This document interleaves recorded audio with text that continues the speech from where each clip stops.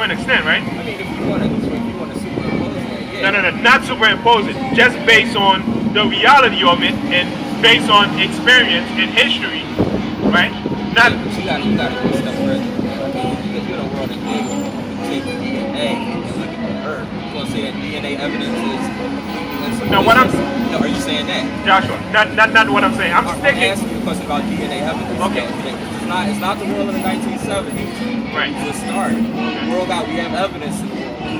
Blood samples, tissues. To go back and look at some things. Absolutely, Joshua. I hear you. Joshua, I hear you. I'm talking about. I'm sticking to Deuteronomy. I'm with you. Deuteronomy. I'm saying you can step outside of it. Okay. And now, if somebody came to you and said that they had just use it. and said that it was somebody else, would you accept it? So now, Joshua, I understand what you're saying, but let's stick to Deuteronomy.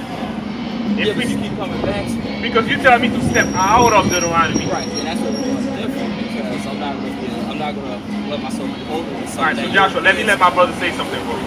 So to an extent, I can agree with what you're saying as far as for those who came over on the cargo slave ships to the Americas, some stayed back there, right? So the Bible speaks to that effect. So you get DNA processing. There's a chance that you can find DNA of people that's here that's also found back there in the western coast of Africa. But now you still have to, as you say, take it a step further to now go into history to find out what actually happened historically around the time when those people were being enslaved by another people, by the hand of another people, and what led them even to be in that region. What if? I'm not trying to deal with what if. I'm going to deal with the historical records, the historical fact. Well, the first one you said, what if? Well, the people in Africa claiming the same thing. Claiming what? What people? South Africans who? Because just like hold on. No, I travel. No, but here's the difference. Here's the difference. But I want to be clear because, like he mentioned, as far as for your nationality, you said I was born in America, so that's where I come from. But then he went a step further and said, well, you got many nations of people that are born in America, but you don't look at them as the same people. So when you look at South Africa, you got several nations in South Africa.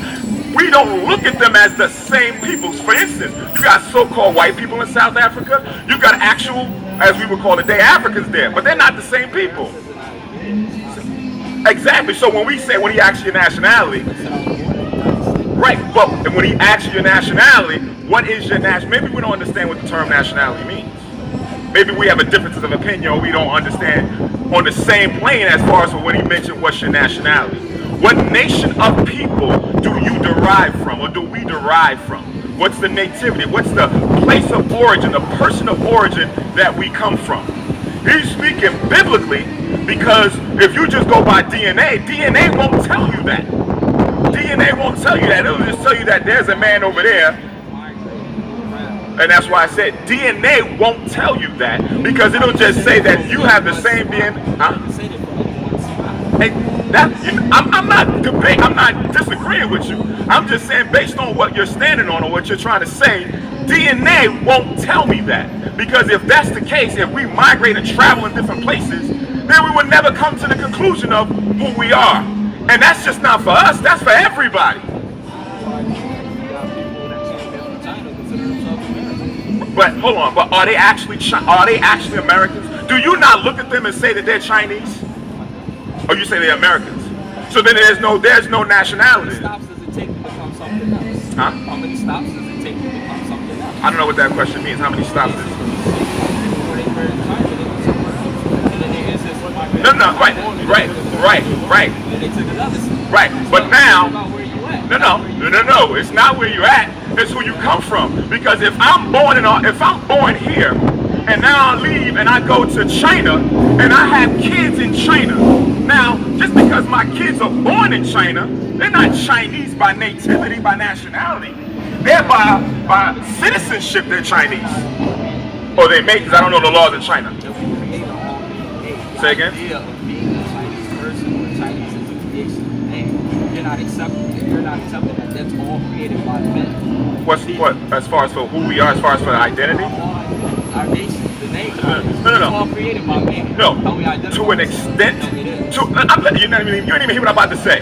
not to an extent. No, to an extent, because right now, they called you black. No, but that's man. I'm going to go along with what you're saying. Man determines your name. At one point in Africa, the names that they are today were not what they were hundreds of years ago. So now how do you say, oh, well, man determines it and we have to go based on what it is today? But what about it was hundreds of years ago or thousands of years ago? Exactly. So then how do you determine who we are based on just individual people, just man? It'd be confusion. So then what I understand. So what I understand is because the initial question when he asked you about the scriptures, you said you read it, but not what you choose, not all of it, right?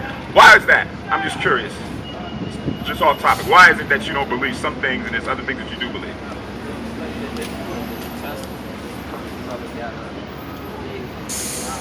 Such as?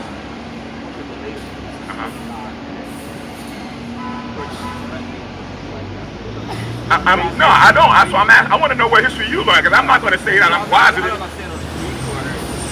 No, just give me one example. That's all, so I can understand as a point of reference that you're saying that it's non-factual, not a point of history, that I can use as a point of reference. And you don't have to point. You can just, verbulate. Why are y'all using Yeshua's Greek name? Why did y'all use Jesus? You know why we use Jesus?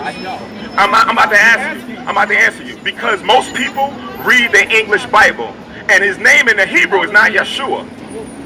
It's not Yeshua. It's Yahawashah. That's the Paleo-Hebrew. Yeshua is more... Aramaic. Aramaic is not Hebrew. Yeah, I know. So we're dealing with the Hebrew.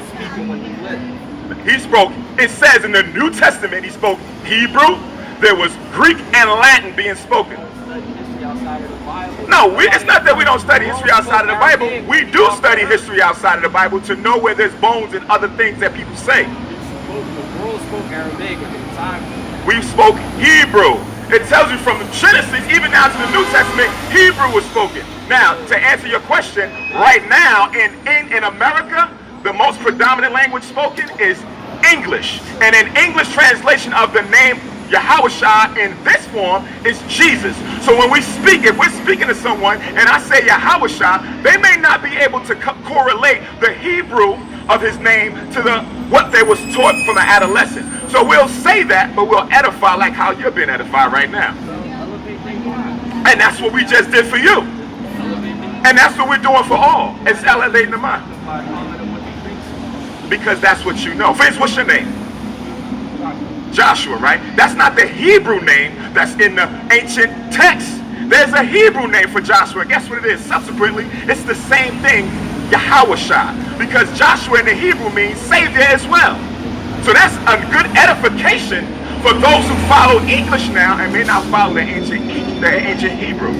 So that is elevating our minds to come up on a level to understand where things derive from. Same thing when we're talking about nativity and nationality. How did it derive to where we are right now? Sure that there's a lot of steps along the way, like you mentioned, a lot of paths, but let's go back to the beginning and work our way up to get to where we are now. That's the edification and the historical references that we're trying to dialogue on.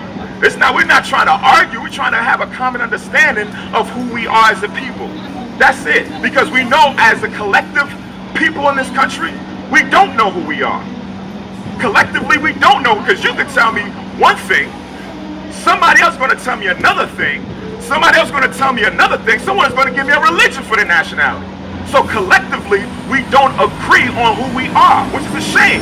Just like how he said, you go to the other nations, they will agree and say, I'm Italian, or I'm Greek, or I'm Chinese, or I'm Japanese. The sister came up, she said she was African American. Someone else said that they're black. Someone else said that they're Negro.